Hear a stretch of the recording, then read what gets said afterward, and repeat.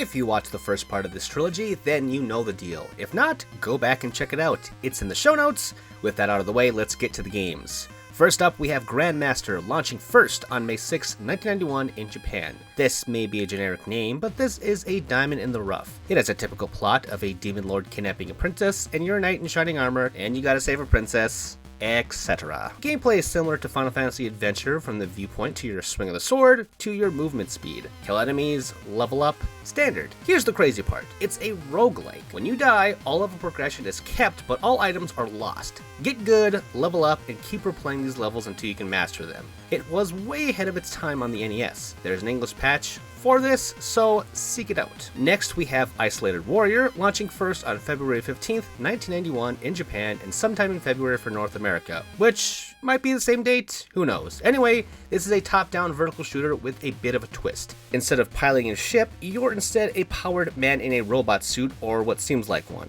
I like the variety in the colors that scream the 90s to me, but the challenge was a little bit too extreme, and the repetitive nature of the levels makes it hard for me to recommend this besides a passing glance. Shooters like this just aren't for me in general. Now we have Juve Quest, launching first on January 4th, 1991 in Japan. This is a fairly standard RPG of the time, but instead of a high fantasy, it's steeped in Japanese lore and history. To be specific, it is a samurai version of Dragon Quest. From the look, gameplay style, difficulty, and limited inventory, this is Dragon Quest. That's not to say it's bad, it's just challenging and perhaps not inventive enough to make it stand out. One element I did enjoy about this game were the sword techniques. If this does look interesting, there is an English patch for this. Moving on, we have Kabuki Quantum Fighter, launching first in 1990 in Japan, and a month later in January 1991 for North America. This is basically like The Matrix or any kind of media from the 90s that had people jack into the online world. You're an agent transformed into an ancient Kabuki warrior that, no kidding, uses his hair as a weapon. Headbang your way through a series of levels filled with challenging platforms and enemies aplenty.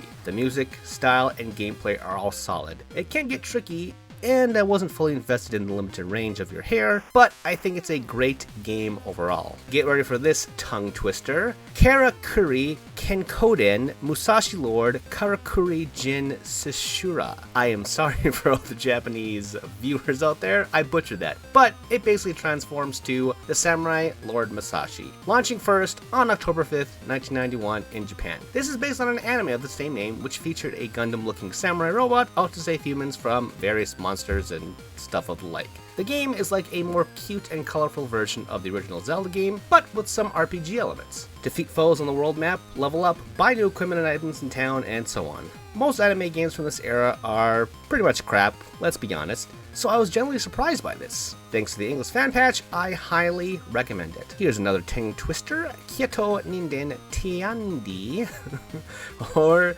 Samurai Pizza Cats, launching first on July 19th, 1991 Japan. Now, this is based on an anime as well, but it did get localized over here as yet another attempt to capitalize on the Ninja Turtles craze. It's fun enough for a kid's cartoon, so why didn't this game come over? By all accounts, this game is great and is from a well-known developer, Tecmo. I love the music, the graphics are colorful, and it controls well. The one really cool thing is the ability to swap out your high-tech team of samurai cats at will, who all have different techniques from smashing barricades to flying. It's pretty easy, but that was fine with me. Also, it doesn't really need it, but there's an English patch if you truly want to get invested in what limited story there is. Next, we have Lagrange Point, launching first on April 26, 1991 in Japan. This is from another well-known developer, Konami. It's funny to bring this up now because the game is sort of like a cyberpunk RPG. Although it's more future tech fantasy than lo-fi stuff of the cyberpunk genre, but either way, this game has some style to it is the point. All the ways in which you interact with the world are great. I love the monster designs. The thing I love the most, though, are the shopkeepers who have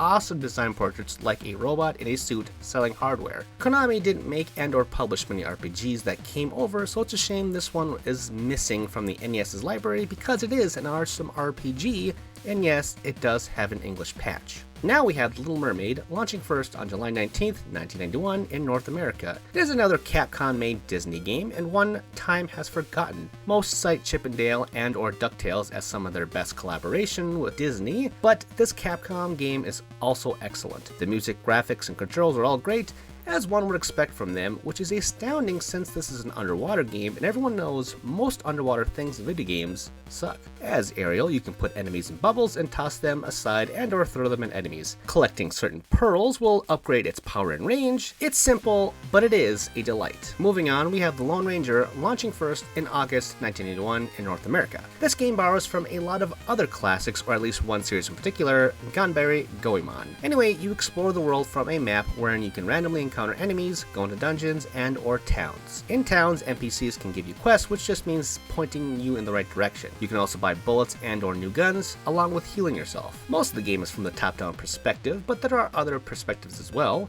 Some stages are in 2D, while others in the first person and act like on-rail shooters. It's a hodgepodge of ideas that don't ultimately mix well, but for a license-based game, it's fairly good. And last, we have Metal Storm, launching first in February 1981 in North America. This game has one of my biggest pet peeves from this generation: 1 death kills. There are powers that can negate damage like this, but they are rare. This is one of those games where you gotta get good fast, or wait 30 years to play it on an emulator that can rewind time. Gripes and painful deaths aside, I do like this game. The gimmick is good for an early title like this, which has gone on to influence countless others. At its core, this is a platform shooter with a mech as the star, but the one really cool thing here is that you can reverse gravity at will. This also reverses enemies around you, so you can use it to your advantage, and not just to get through stages. It also looks great, although some of the colors do clash a bit. But that is the end of part 2. Hope you enjoyed it, and like before, there is more to come, so please stay tuned. Did you like that video? If you did, please like, subscribe, and spread the good word of ReActionExaminer. If you want to read more of my stuff, you can find a plethora of my articles over at TheGamer and Game Rant. All of those links and more are in the show notes below. Thanks for watching!